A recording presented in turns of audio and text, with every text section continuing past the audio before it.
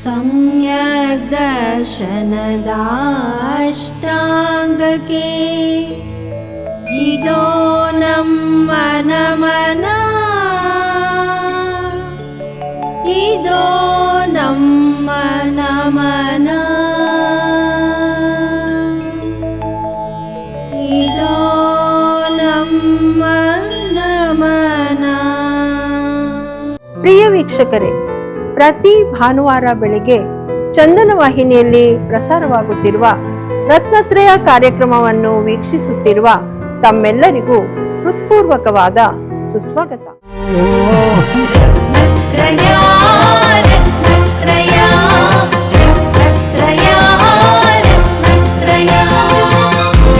ಇಂದು ತಾವು ಬೆಂಗಳೂರಿನ ಚಕ್ರೇಶ್ವರಿ ಮಹಿಳಾ ಸಮಾಜದವರು ಆಯೋಜಿಸಿರುವ ಜೈನ ಮಹಿಳಾ ಸಾಹಿತ್ಯ ಗೋಷ್ಠಿಯನ್ನ ವೀಕ್ಷಿಸಲಿದ್ದೀರಿ.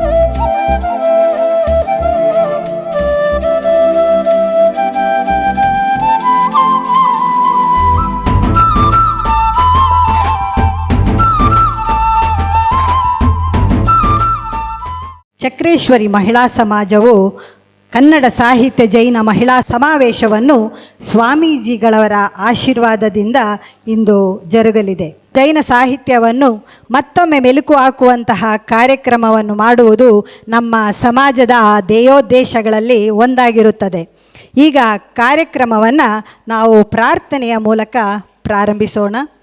ಪ್ರಾರ್ಥನೆಯನ್ನು ಮಾಡಲಿದ್ದಾರೆ ಶ್ರೀಮತಿ ಸುಮಾ ತಂಡದವರು. ಜ್ಯೋತಿ ಬೆಳಗುತ್ತಿರಲಿ, ಜ್ಯೋತಿ ಬೆಳಗುತ್ತಿರಲಿ, ಜ್ಯೋತಿ ಬೆಳಗುತ್ತಿರಲಿ. ಹೃದಯಾಂಬುದಿಯಲ್ಲಿ ಚಿನ್ಮಯ ರೂಪನ ಪ್ರಭೆಯೂ ಬೀರುತ್ತಲಿರಲಿ.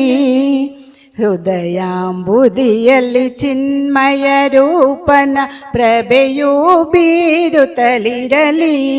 ಮನವನ್ನು ಮುಸುಕಿದ ಕತ್ತಲೆ ಸರಿಯಲಿ, ಜ್ಞಾನದ ಕಿರಣವು ಸೂಸುತ್ತಲಿರಲಿ.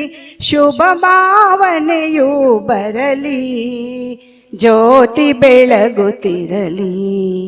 20 ಜನ ಇವತ್ತು ಸ್ವರಚಿತವಾದ ಕವನ ವಾಚನವನ್ನು ಮಾಡ್ತಾ ಇದ್ದಾರೆ. ನಮ್ಮ ಚಕ್ರೇಶ್ವರಿ ಅವರು ಎಲ್ಲರಿಗೂ ಇವ್ರಿಗೆ ಒಂದು ಆಪರ್ಚುನಿಟಿ ಕೊಡ್ತಾ ಇರೋದು ನಮಗೆ ಕೂಡ ಹೆಮ್ಮೆ ಮತ್ತು ನಮಗೆ ಕೂಡ ಸಂತೋಷದ ವಿಷಯ. ಇಂಥ ಕಾರ್ಯಕ್ರಮಗಳು ನಮಗೆ ಇನ್ನೂ ಹೆಚ್ಚಾಗಿ ಆಗಬೇಕು. ಇಲ್ಲಿ ಕೆಲಸ ಮಾಡಿದಂಥ ನನ್ನ ಎಲ್ಲ ಆತ್ಮೀಯ ಗೆಳತಿಯರಿಗೆ ನಾನು ನಿಜವಾಗ್ಲೂ ಅಭಿನಂದನೆಗಳನ್ನು ಸಲ್ಲಿಸಬೇಕು. ಅವರಿಲ್ಲ ಅಂದರೆ ಈ ಕಾರ್ಯಕ್ರಮಗಳು ಯಾವುದೂ ಅಚ್ಚುಕಟ್ಟಾಗಿ ನಡೆಯೋದಿಲ್ಲ. ಇಲ್ಲಿ ನೆರೆದಿರ್ತಕ್ಕಂಥ ಎಲ್ಲರಿಗೂ ಆತ್ಮೀಯವಾದ ಸ್ವಾಗತವನ್ನು ಕೋರ್ತಾ ಈ ಕಾರ್ಯಕ್ರಮ ಯಶಸ್ವಿಯಾಗಿ ನಡೆಯಲಿ ಎಂಬ ಆಶಯದೊಂದಿಗೆ ನನ್ನ 2 ಮಾತುಗಳನ್ನು ನಡೆಸ್ತಾ ಇದ್ದೀನಿ. ಈಗ ಅನಿತಾ ಸುಮರೇಂದ್ರ ಕುಮಾರ್ ಅವರಲ್ಲಿ ನಾನು ಕೆಲವೊಂದು ಉದ್ಘಾಟನಾ ನುಡಿಗಳನ್ನು ಆಡಬೇಕು ಅಂತ ನಾನು ವಿನಂತಿಸಿಕೊಳ್ತಾ ಇದ್ದೇನೆ. ಚಕ್ರೇಶ್ವರಿ ಮಹಿಳಾ ಸಮಾಜ ಈಗ ಸುಂದರವಾಗಿ ರೂಪುಗೊಂಡಿದೆ. ಇನ್ನು ಕೆಲಸವು ಸುಂದರವಾಗಿ ಆದರೆ ಅದಕ್ಕೆ ಅದು ಪೂರಕ ಆಗ್ತದೆ. ಸಮಾಜ ಮಾಡಿದ್ದಕ್ಕೆ ಅದು ಪೂರಕ ಆಗ್ತದೆ. ಅದನ್ನು ಎಲ್ಲ ಇಲ್ಲಿಯ ಸದಸ್ಯರು ಮತ್ತು ಅಧ್ಯಕ್ಷರು ಪದಾಧಿಕಾರಿಗಳು ಮಾಡ್ತಾ ಬಂದಿದ್ದಾರೆ. ಅವರಿಗೆಲ್ಲ ನನ್ನ ಅಭಿನಂದನೆ ಹೇಳ್ತೇನೆ. ದೊಡ್ಡ ಸಾಹಿತಿಗಳು ಇಲ್ಲಿ ಡಾಕ್ಟ್ರೇಟ್ ಪಡೆದವರೆಲ್ಲ ಕೂತಿದ್ದಾರೆ. ಅವ್ರ ಎದುರು ನಾನೇನು ಮಾತಾಡಲಿಕ್ಕಿದೆ, ನಾನೇನು ಮಾತಾಡುವಂಥ ಸಂದರ್ಭ ಇಲ್ಲ. ಇಂಥ ಒಳ್ಳೆಯ ಕೆಲಸಗಳು ನಮ್ಮ ಸಮಾಜದಲ್ಲಿ ಆಗ್ತಾ ಬಂದಿದೆ. ಕನ್ನಡ ನಾಡಿನ ಕಾವ್ಯ ಹಾಗೂ ಶಾಸ್ತ್ರಜ್ಞಾನ ಕ್ಷೇತ್ರಕ್ಕೆ ಜೈನ ಕವಿಗಳು ಶಾಸ್ತ್ರಕಾರರು ಕೊಟ್ಟ ಕೊಡುಗೆಗಳು ಇದು ಬಹಳ ದೊಡ್ಡದು. ಹಾಗೆ ಶಾಸನ ಪಠ್ಯ ರಚನೆಯಲ್ಲಾಗಲಿ, ಕಾವ್ಯ ಶಾಸ್ತ್ರ ಗ್ರಂಥಗಳ ರಚನೆಯಲ್ಲಾಗಲಿ, ಸಂಸ್ಕೃತ ಪ್ರಾಕೃತ ಕನ್ನಡ ಈ 3 ಭಾಷೆಗಳ ಮೇಲೆ ತಮಗೆ ಉತ್ತಮ ಪ್ರಭುತ್ವವಿತ್ತೆಂಬುದನ್ನು ತಮ್ಮ ಕೃತಿಗಳಲ್ಲಿ ತೋರಿಸಿಕೊಟ್ಟಿದ್ದಾರೆ. ಕನ್ನಡ ಭಾಷೆಗೆ ಜೈನ ಸೂರಿಗಳು ಕವಿಗಳು ಕೊಟ್ಟ ಕೊಡುಗೆಗಳು ಅಪಾರವಾದದ್ದು. ಕನ್ನಡಕ್ಕೆ ಒಡೆಯನಾದ ಆದಿಕವಿ ಪಂಪ ಕವಿ ರನ್ನ ಇವರೆಲ್ಲ ಸರಸ್ವತಿಯ ಶಬ್ದ ಭಂಡಾರವನ್ನು ಒಡೆದ ಶಕ್ತಿ. ಶಾಂತಿ ಪುರಾಣದ ಪೊನ್ನ, ಯಶೋಧರ ಚರಿತ್ರೆಯ ಜನ್ನ, ಧರ್ಮಾಮೃತದ ನಯಸೇನ, ವಡ್ಡಾರಾಧನೆಯ ಕವಿ ಶಿವಕೋಟಾಚಾರ್ಯ, ನಾಗಚಂದ್ರ, ಭರತೇಶ ವೈಭವದ ರತ್ನಾಕರವರ್ಣಿ ಇವರು ಪ್ರಮುಖರು. ಕಂತಿಯ ಜಾಣ್ಮೆ, ಕವನ ಕಟ್ಟುವ ಕತಿ, ಆಶುಕವಿತ್ವದ ಸಮಯ ಸ್ಫೂರ್ತಿಯಿಂದ ಆಕೆ ರಂಜನೀಯ ಕವಿಯಾಗಿದ್ದಾಳೆ. ಇಂತಹ ಪರಂಪರೆಯುಳ್ಳ ಕನ್ನಡ ಸಾಹಿತ್ಯವನ್ನು ಇಂದು ಕನ್ನಡ ಸಾಹಿತ್ಯ ಜೈನ ಮಹಿಳಾ ಸಮಾವೇಶದಲ್ಲಿ ಪ್ರಸ್ತುತಪಡಿಸುವ ಉದ್ದೇಶದಿಂದ ನಮ್ಮ ಚಕ್ರೇಶ್ವರಿ ಮಹಿಳಾ ಸಮಾಜದವರು ಮತ್ತು ಅವರ ತಂಡದವರು ಮುತುವರ್ಜಿಯಲ್ಲಿ ಹಮ್ಮಿಕೊಂಡಿರುವ ಈ ಸಮ್ಮೇಳನವು ಅರ್ಥಪೂರ್ಣವಾಗಿದೆ. ಎಷ್ಟು ಡಾಕ್ಟರ್ಸ್ ಇದ್ದಾರೆ ನೋಡಿ. ನಮಗೆ ಹೆಮ್ಮೆ, ಇಷ್ಟು ಡಾಕ್ಟರ್ಸ್ ಇನ್ನೂ ಜಾಸ್ತಿ ಆಗಬೇಕು.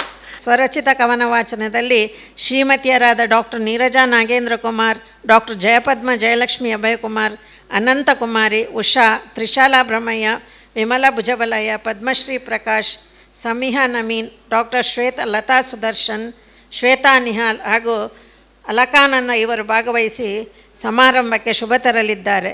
ಮೊನ್ನೆ 1,500-2,000 ಜನ ಅಮೇರಿಕಾದಲ್ಲಿ ಯೂತ್ ಸೇರಿದರು. 6,000 ಜನದಲ್ಲಿ. ಆದ್ದರಿಂದ ನಮ್ಮಲ್ಲಿ ಬರ್ತಾ ಇಲ್ಲ. ಅದಕ್ಕೊಂದು ಏನಾದರೂ ಚಿಂತನೆ ಮಾಡಬೇಕಾದದ್ದು. ಮತ್ತು ಅಲ್ಲಿ ಜೈನ ಕ್ಲಾಸಿಗೆ ಅಲ್ಲಿ ಯಾರು ಕೇಳಿದರೂ ನಾವು ಜೈನ ಕ್ಲಾಸಿಗೆ ಮಕ್ಕಳು ಹೇಳ್ತಾಯಿದ್ರು. ಒಂದು ಹುಡುಗಿ ಸ್ವಯಂಭು ಸ್ತೋತ್ರ ಬೈಹಾರ್ಟ್ ಹೇಳಿದ್ದಲ್ಲಿ, ತತ್ವಾರ್ಥ ಸ್ತೋತ್ರ ಬೈಹಾರ್ಟ್ ಹೇಳಿದ್ಲು, ಭಕ್ತಾಮರ ಬೈಹಾರ್ಟ್ ಹೇಳಿದರು. ಅಲ್ಲಿ ನೋಡುವಾಗ ನಾವೇ ಹಿಂದೆ ಬಿದ್ದಿದ್ದೇವೆ, ಅವರು ಮುಂದೆ ಹೋಗಿದ್ದಾರೆ. ಈ ಕವಿಕಾವ್ಯ ಸಮಾವೇಶವು ಯಶಸ್ವಿಯಾಗಲಿ, ಜನಮೆಚ್ಚುಗೆಯ ಕಾರ್ಯಕ್ರಮವಾಗಲಿ ಎಂದು ಶುಭ ಹಾರೈಸುತ್ತಾ ಸಂತೋಷದಿಂದ ಇಂದಿನ ಸಮಾವೇಶವನ್ನು ನಾನು ಉದ್ಘಾಟಿಸ್ತಾ ಇದ್ದೇನೆ. ಎಲ್ರಿಗೂ ಜೈ ಜಿನೇಂದ್ರ.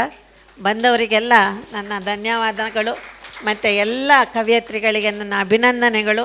ಇನ್ನೂ ಹೆಚ್ಚು ಹೆಚ್ಚು ನಮ್ಮ ಸಮಾಜಕ್ಕೆ ನಿಮ್ಮಗಳ ಕೈಯಿಂದ ಕೊಡುಗೆಗಳು ಸಿಗಲಿ ಅಂತ ಆ ದೇವರಲ್ಲಿ ಪ್ರಾರ್ಥಿಸುತ್ತಾ ನನ್ನ ಮಾತುಗಳನ್ನು ಮುಗಿಸ್ತೇನೆ. ಜೈ ಜಿನೇಂದ್ರ.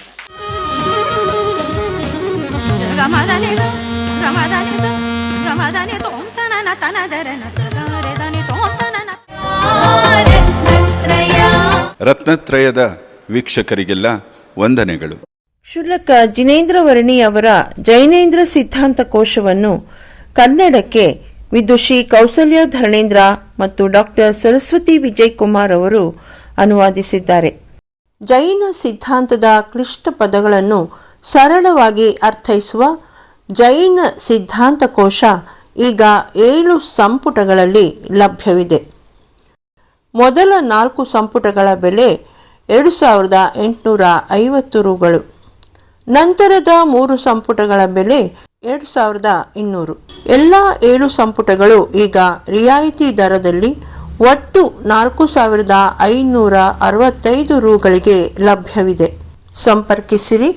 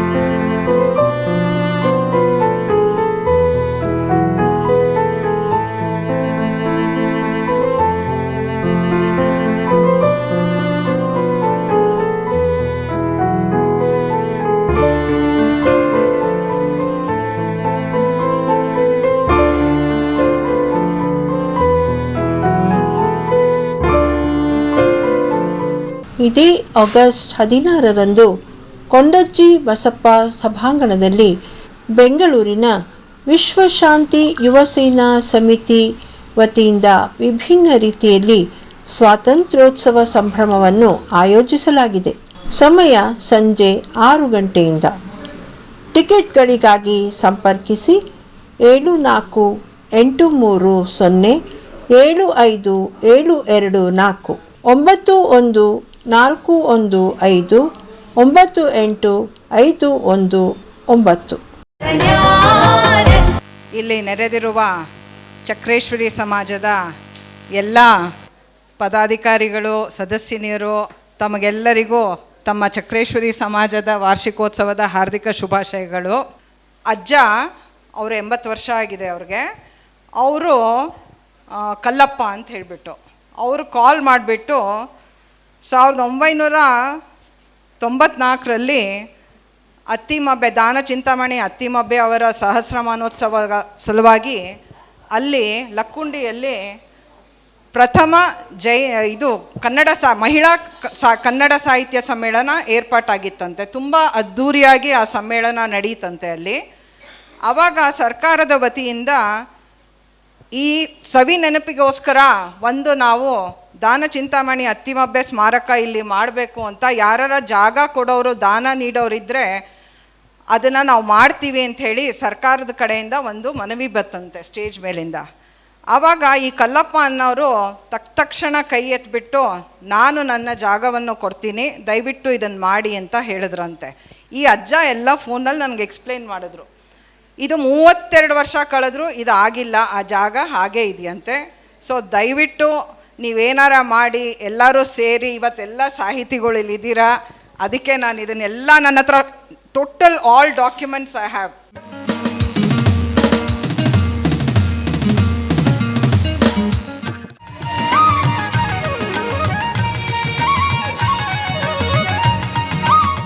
ಸರಸ್ವತಿ ನಮಸ್ತುಭ್ಯಂ ವರದೆ ಕಾಮರೂಪಿಣಿ ವಿದ್ಯಾರಂಭಂ ಕರಿಷ್ಯಾಮಿ ಸಿದ್ಧಿರ್ಭವತು ಮೇ ಸದಾ. ಶ್ರೀ ಚಕ್ರೇಶ್ವರಿ ಮಹಿಳಾ ಸಮಾಜ ಆಯೋಜಿಸಿದ ಜೈನ ಮಹಿಳಾ ಕನ್ನಡ ಸಾಹಿತ್ಯ ಸಮಾವೇಶ ಇಂದು ಪರಮ ಪೂಜ್ಯ ಜಗದ್ಗುರು ಸ್ವಸ್ತಿ ಶ್ರೀ ಡಾಕ್ಟರ್ ದೇವೇಂದ್ರ ಕೀರ್ತಿ ಭಟ್ಟಾರಕ ಪಟ್ಟಾಚಾರ್ಯವರ್ಯ ಸ್ವಾಮೀಜಿಗಳವರ ಶ್ರೀ ಹುಂಚ ಜೈನ ಮಠ ಹುಂಚ ಮತ್ತು ಪರಮ ಪೂಜ್ಯ ಜಗದ್ಗುರು ಸ್ವಸ್ತಿ ಶ್ರೀ ಚಾರುಕೀರ್ತಿ ಪಂಡಿತಾಚಾರ್ಯವರ್ಯ ಭಟ್ಟಾರಕ ಪಟ್ಟಾಚಾರ್ಯವರ್ಯ ಮಹಾಸ್ವಾಮಿಗಳವರು ಶ್ರೀ ಕ್ಷೇತ್ರ ಶ್ರವಣಬೆಳಗೊಳ ಇವರುಗಳ ಮಾರ್ಗದರ್ಶನ ಮತ್ತು ನೇತೃತ್ವದಲ್ಲಿ ಈ ಸಮಾವೇಶ ನಡೆಯುತ್ತಾ ಇದೆ. ಇಲ್ಲಿ ನೆರೆದಿರುವ ಧರ್ಮ ಬಾಂಧವರು ಹಾಗೂ ಸಮಾವೇಶಕ್ಕೆ ಸಹಯೋಗ ನೀಡಿದ ಎಲ್ಲರಿಗೂ ವಂದನೆಗಳು. ಖ್ಯಾತ ಲೇಖಕಿಯರು, ವಿದ್ವಾಂಸರು ನಮ್ಮ ಒಂದು ವಿನಂತಿಯ ಮೇರೆಗೆ ಇಲ್ಲಿ ಆಗಮಿಸಿದ್ದಾರೆ. ಪ್ರಪ್ರಥಮವಾಗಿ ಶ್ರೀಮತಿ ವಸಂತಮಾಲಾ ಜೈಚಂದ್ರ ಅವರು.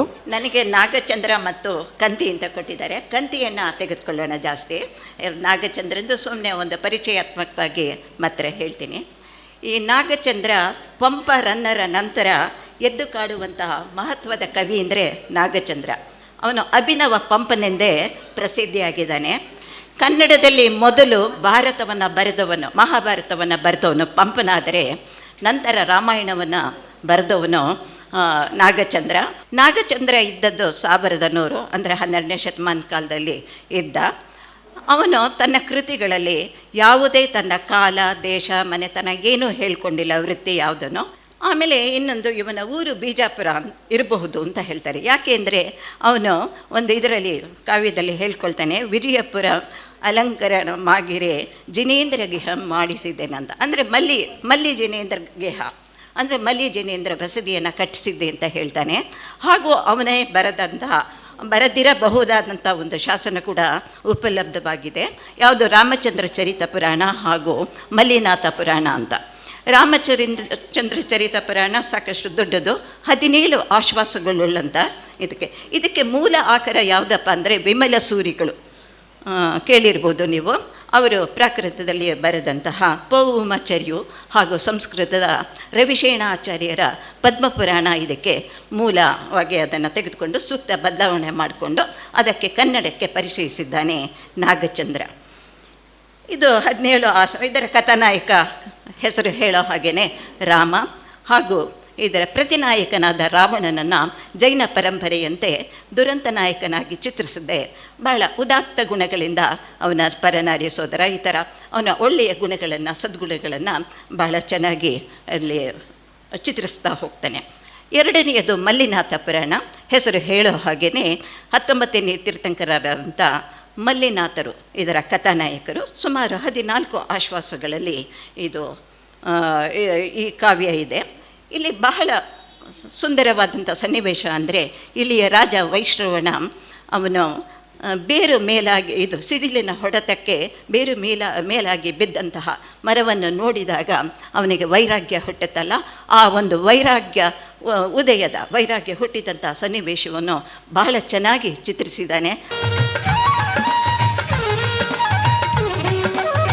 ಎಲ್ಲ ವಿದ್ವದ್ವರೇಣ್ಯರಿಗೆ, ಹಿರಿಯರಿಗೆ, ಅಧಿಕಾರಿ ವರ್ಗದವರಿಗೆ ಹಾಗೂ ನನ್ನ ನೆಚ್ಚಿನ ಶಿಷ್ಯಂದರಿಗೂ ಕೂಡ ಎಲ್ಲರಿಗೂ ಕೂಡ ಜೈ ಜಿನೇಂದ್ರ. ಇವತ್ತು ನಾನು ಯಕ್ಷಯಕ್ಷಿಯರ ಬಗ್ಗೆ ಮಾತಾಡಲಿಕ್ಕೆ ಹೊರಟಿದ್ದೇನೆ. ಅನ್ಯಕ್ಷೇತ್ರೇ ಕೃತಂ ಕಾರ್ಯಂ ಧರ್ಮಕ್ಷೇತ್ರೇ ವಿನಶ್ಯತಿ, ಧರ್ಮಕ್ಷೇತ್ರೇ ಕೃತಂ ಕಾರ್ಯಂ ವಜ್ರಲೇಪೋ ಭವಿಷ್ಯತಿ. ಆದ್ದರಿಂದ ನಮ್ಮ ನೆಚ್ಚಿನ ಮಹಿಳೆಯರೇ, ದಯಮಾಡಿ ಮೌನದಲ್ಲಿ ಶಕ್ತಿ ಇದೆ, ಮೌನದಿಂದಿರಿ. ಹಾಗಾಗಿ ನಾವೆಲ್ಲರೂ ಕೂಡ ಬಸದಿಯಲ್ಲಿದ್ದೇವೆ, ಇದೊಂದು ತೀರ್ಥಕ್ಷೇತ್ರವೇ. ಹಾಗಾಗಿ ಮೌನದಲ್ಲಿ ಶಕ್ತಿ ಇದೆ, ನಾವು ಮೌನವಾಗಿ ಆಲಿಸೋಣ ಅಂತ ನಾನು ಚಿಂತನೆಯನ್ನು ಮಾಡ್ತೇನೆ. ಅಹಮಣಿ ಪುಣ್ಯಸೇಲಮಣೋ ಬದ್ಧ ಸುಬದ್ಧಾಯ ತಹಸವ್ವ ಬದ್ಧಮಾಣು ಸಘಣ ಪಾಲಸರುವ ಜಕ್ಕಣ ಜಕ್ಕುತ್ತ ಸಮಣಹರಣ ತಾಣಂ ಯೇ ಮಾಣಿ ಪುಣ್ಯ ಬದ್ದಿಂದ. ಇದನ್ನು ತಿಲೋಯಪಣ್ಣತಿ ಗ್ರಂಥದಲ್ಲಿ ಯತಿವೃಷಭಾಚಾರ್ಯರು ಹೇಳಿರುವಂಥದ್ದು. ಅವರು 2ನೇ ಶತಮಾನದಲ್ಲಿ ಈ ಗ್ರಂಥವನ್ನು ಬರೆದಂತಹ ಶ್ರೇಷ್ಠ ಆಚಾರ್ಯರು. ಅವರು ಹೇಳ್ತಾರೆ, ಮಣಿಭದ್ರ, ಪೂರ್ಣಭದ್ರ, ಶೈಲಭದ್ರ, ಮನೋಭದ್ರ, ಭದ್ರಕ, ಸುಭದ್ರ, ಸರ್ವಭದ್ರ, ಮಾನುಷ, ಧನಪಾಲ, ಸ್ವರೂಪ ಯಕ್ಷ, ಯಕ್ಷೋತ್ತಮ ಮತ್ತು ಮನೋಹರಣ. ಈ ರೀತಿ 12 ಜನ ಯಕ್ಷರೂ ಕೂಡ ತಮ್ಮ ತಮ್ಮ ಕೈನಲ್ಲಿ ಏನು ಸಾಧ್ಯವೋ ಅದನ್ನು ಅವರವರ ಕ್ಷೇತ್ರದಿಂದ ಹೊತ್ತು ಆ ಜಿನನ ದರ್ಶನಕ್ಕೆ ಸಮೋಸರಣಕ್ಕೆ ಬರ್ತಾರೆ ಅಂತ ತಿಲೋಯಪಣ್ಣತಿ 2ನೇ ಶತಮಾನದ ಗ್ರಂಥದಲ್ಲಿ ಯಕ್ಷರ ವಿಷಯದಲ್ಲಿ ಉಲ್ಲೇಖ ಬರುತ್ತೆ. ಹಾಗಾದರೆ ಇವರು ಯಕ್ಷರು ಯಾರು ಅಂತ ಯೋಚನೆ ಮಾಡ್ತು ಅಂದರೆ, ಧವಳ ಗ್ರಂಥದಲ್ಲಿ ಯಕ್ಷರ ಸ್ವರೂಪದ ಬಗ್ಗೆ ಹೇಳ್ತಾರೆ. ಲೋಭಭೂಯಿಷ್ಠ ಬಾಂಡಾಗಾರೆ ನಿಯುಕ್ತ ಯಕ್ಷಾಹ ನಾಮ ಅಂತಂದರೆ, ಲೋಭವನ್ನು ಹೊಂದಿ ಯಾರು ಮರಣವನ್ನು ಹೊಂದುತ್ತಾರೋ ಅವರೆಲ್ಲರೂ ಯಕ್ಷರಾಗಿ ಹುಟ್ಟುತ್ತಾರೆ. ಹಾಗೆಯೇ ಯಾವುದು ಎಲ್ಲಿ ನಿಧಿ ರೂಪದಿಂದ ಇರುತ್ತದೋ ಆ ನಿಧಿಯ ರಕ್ಷಕರಾಗಿ ನಿಲ್ಲುತ್ತಾರೆ. ಹಾಗಾದರೆ ಶಾಸನ ದೇವತೆಗಳು ಅಂತ ಯಾವ ಯಕ್ಷರನ್ನು ಕರಿತೇವೋ ನಾವು, ಅವರೆಲ್ಲರೂ ಲೋಭಭೂಯಿಷ್ಠರೇ, ಭಾಂಡಾಗಾರದಲ್ಲೇ ನಿಯುಕ್ತರಾದಂತಹವರು. ಇದು ನಿಶ್ಚಿತ. ಎಂತಹ ಭಾಂಡಾಗಾರದ ರಕ್ಷಣೆಯನ್ನು ಮಾಡ್ತಾ ಇದ್ದಾರೆ ಅಂತ ಅಂದರೆ, ಆ ಜಿನನ ವಚನವೇ ಶಾಸನ. ಆ ಶಾಸನವೆಂಬ ನಿಧಿಯ ರಕ್ಷಣೆಯ ಭಾರವನ್ನು ಹೊತ್ತು ನಿಂತಂತಹವರು ಅವರು. ಆದ್ದರಿಂದ ಭರತ ಕಟ್ಟಿಸಿದ ಬಸದಿಗಳು ನಷ್ಟವಾದವು. ಅನೇಕರು ಕಟ್ಟಿಸಿದ ಬಸದಿಗಳು ನಾಶವನ್ನು ಹೊಂದಿದವು. ಇಂದು ನಾವು ಪೌದನಾಪುರಕ್ಕೆ ಹೋಗಿ ಆ ಪೌದನಾಧೀಶನನ್ನು ನೋಡಲು ಸಾಧ್ಯವಿಲ್ಲ. ಆದರೆ ಜಿನವಾಣಿ ನಾಶ ಹೊಂದಲೇ ಇಲ್ಲ. ಯಾರೆಲ್ಲ ಆ ಜಿನವಾಣಿಯ ಧಾರಕರಾಗುತ್ತಾರೋ ಆ ಧಾರಕರಿಗೆ ಗ್ರಹ, ಭೂತ, ಪಿಶಾಚಿ, ರೋಗ ರುಜಿನಗಳೆಂಬ ಉಪಸರ್ಗಗಳು ಕಣ್ಣ ಮುಂದೆ ನಿಂತಾಗ ಅಥವಾ ಅವರ ಶರೀರ ಧಾರಣೆಯಾದಾಗ, ಅವರಿಗೆ ಉಪಸರ್ಗಗಳನ್ನು ಕೊಟ್ಟಾಗ ಆ ಜಿನವಾಣಿ ಅವರಲ್ಲಿ ಧಾರಣೆಯಾಗಿದೆ. ಆ ಧಾರಕರ ರಕ್ಷಕರು ನಾವು ಆ ವ್ಯಕ್ತಿಯ ರಕ್ಷಕರಲ್ಲ, ಆ ವ್ಯಕ್ತಿತ್ವದ ರಕ್ಷಕರು. ಅವರಲ್ಲಿ ಜಿನವಾಣಿ ಇದೆ ಎಂದು ಆ ಜಿನವಾಣಿಯನ್ನು ಹೊತ್ತ ನಿಧಿಗಳ ರಕ್ಷಕರಾಗಿ ಅವರು ಇಂದಿಗೂ ನಿಂತಿದ್ದಾರೆ.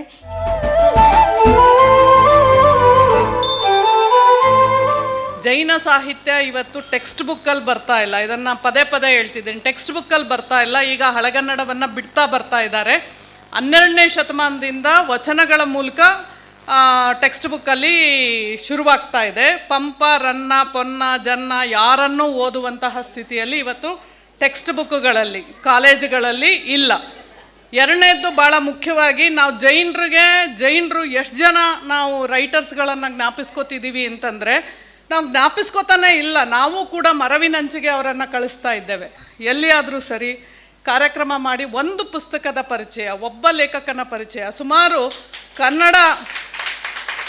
ಕನ್ನಡ ಸಾಹಿತ್ಯಕ್ಕೆ 450 ಜನ ಹಳೆಯ ಬರಹಗಾರರು 500ಕ್ಕೂ ಚಿಲ್ಲರೆ ಪುಸ್ತಕಗಳನ್ನು ಕೊಟ್ಟಿದ್ದಾರೆ.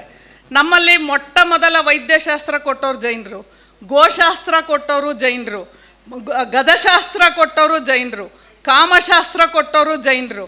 ಇವತ್ತು ನಾನು ಮಾತಾಡ್ತಿರೋ ಬ್ರಹ್ಮಶಿವ ಮೊಟ್ಟ ಮೊದಲ ವಿಡಂಬನಾ ಶಾಸ್ತ್ರ ಕೊಟ್ಟಂತವನು ಜೈನರು. ಇಷ್ಟೆಲ್ಲ ಮೊದಲಗಳು ಜೈನರು ಅಂತ ನಾವು ಹೇಳ್ಕೊತೀವಿ. ನಮಗೆ ಪಂಪನ ಹೆಸರನ್ನು ಬಿಟ್ಟರೆ, ರನ್ನನ ಹೆಸರನ್ನು ಬಿಟ್ಟರೆ, ಕೆಲವ್ರ ಹೆಸರು ಬಿಟ್ಟರೆ ಬೇರೆ ಯಾರೂ ಪರಿಚಯ ಆಗ್ತಾ ಇಲ್ಲ. ಅದನ್ನು ನಾವು ಮೊದಲು ತಿಳ್ಕೊಳ್ಳುವಂಥದ್ದು. ಯಾರಾದರೂ ಮಾತಾಡಿದ್ರೆ ಇವರು ಇದ್ದಾರೆ ರೀ ಅಂತ ಹೇಳುವಂತಹ ಕೆಲಸ ಮಾಡಬೇಕಾಗಿದೆ. ಹಾಗಾಗಿ ಜೈನ ಸಾಹಿತ್ಯವನ್ನು ಉಳಿಸುವ ಕೆಲಸವನ್ನೂ ಕೂಡ ದಯವಿಟ್ಟು ಎಲ್ಲರೂ ಮಾಡಬೇಕಾಗಿದೆ ಅನ್ನುವಂಥದ್ದನ್ನು ನಾನು ರಿಕ್ವೆಸ್ಟ್ ಮಾಡ್ಕೋತೀನಿ. ಬ್ರಹ್ಮಶಿವ ಒಂದು ಮಾತು ಹೇಳ್ತಾನೆ, ದೀವಳಿಗೆಯ ಕಳ್ತಲೆಯೋಳ್ ದೀವಿಗೆಗಳು ಬೆಳಪ ತೆರದಿ ಕಲಿಕಾಲದೆ ಮಿಥ್ಯಾವೃತ ತಮಿಸ್ರರಪ್ಪ ಜನಾವಳಿಗಳ ನಡುವೆ ಬೆಳಗುತ್ತಿರ್ಪರ್ ಜೈನರು ಅಂತ. ದೀಪಾವಳಿ ಅಮಾವಾಸ್ಯೆ ಕತ್ಲೆಯಲ್ಲಿ ದೀಪ ಹಚ್ಚಿದ್ರೆ ಬೆಳಕು ಬರುತ್ತೆ.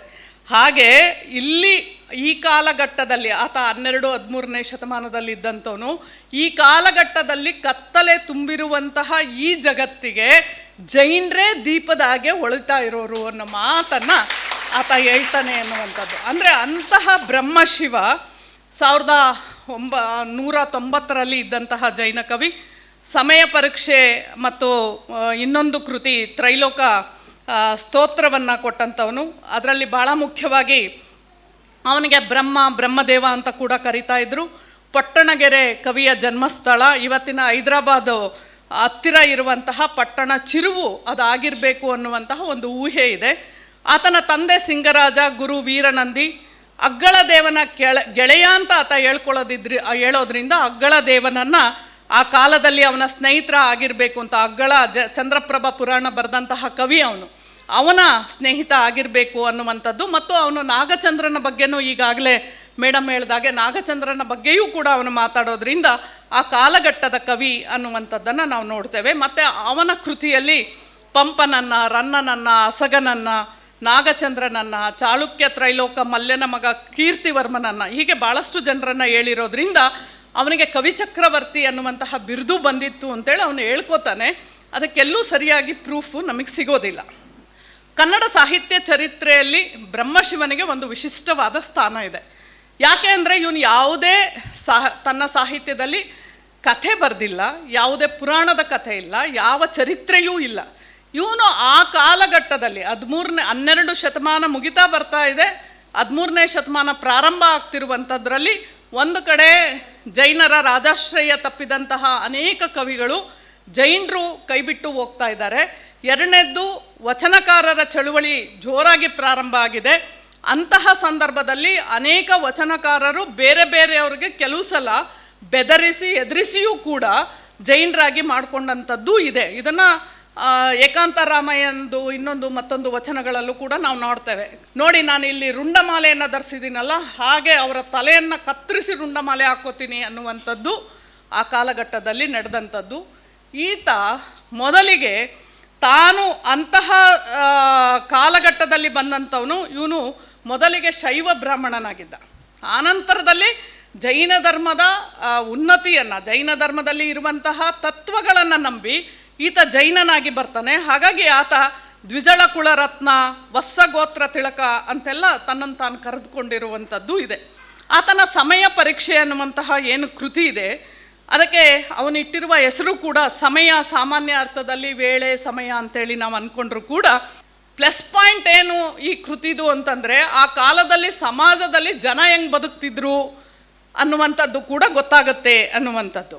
ಮತ್ತು ಇದು ತನ್ನ ಜೈನ ಧರ್ಮವನ್ನು ಶ್ರೇಷ್ಠ ಅಂತ ಹೇಳ್ಕೊಳ್ಳಿಕ್ಕೆ ಆತ ವೈದಿಕರನ್ನು ವಿಡಂಬನೆ ಮಾಡ್ತಾನೆ. ಅಂದರೆ ಎಲ್ಲ ಜೀವಿಗಳನ್ನು ತನ್ನ ಮಕ್ಕಳಂತೆ ಭಾವಿಸಿ ನಡೆದುಕೊಳ್ತಾರೋ ಅಂತಹ ವ್ಯಕ್ತಿಯನ್ನು ಕುರಿತು ಭೂಲೋಕ ಇವನು ಮನುಷ್ಯನಲ್ಲ ದೇವತೆ ಅಂತ ಭಾವಿಸುತ್ತೆ. ಹಾಗಾಗಿ ಅಂತಹ ಉದಾರ ವಿಚಾರಗಳು ಇರೋದು ಯಾವುದು ಧರ್ಮದಲ್ಲಿ ಅಂತಂದರೆ ಅದು ಜೈನ ಧರ್ಮದಲ್ಲಿ ಅನ್ನುವಂತಹ ಮಾತನ್ನು ಹೇಳ್ತಾನೆ. ನಮ್ಮ ಮನೇಲಿ ಪುಸ್ತಕ ಇದ್ದಾವೆ, ಧವಳ, ಜೈಧವಳ, ಮಹಾಧವಳ ಕೊಟ್ಟಿದ್ದಾರೆ.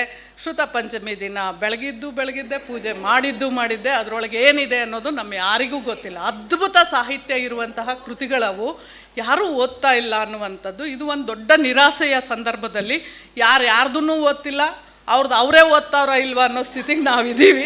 ಸೊ ಏನೆಯೋ ಇಷ್ಟು ಹೊತ್ತು ನನಗೆ ಮಾತನಾಡಲಿಕ್ಕೆ ಅವಕಾಶ ಕೊಟ್ಟಂತಹ ತಾವೆಲ್ಲರೂ ಕೂತು ಕೇಳಿದ್ದಕ್ಕೆ ಮತ್ತೊಮ್ಮೆ ಚಕ್ರೇಶ್ವರಿ ಸಮಾಜಕ್ಕೂ ಮತ್ತು ತಮ್ಮೆಲ್ಲರಿಗೂ ತುಂಬ ಹೃದಯದ ಧನ್ಯವಾದ. ನಮಸ್ಕಾರ.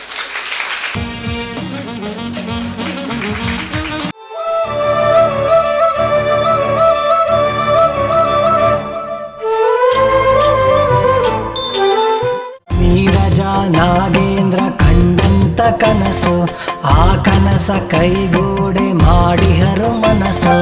ಜಿನ ಧರ್ಮ ಧಾರ್ಮಿಕತೆ ಇದೆ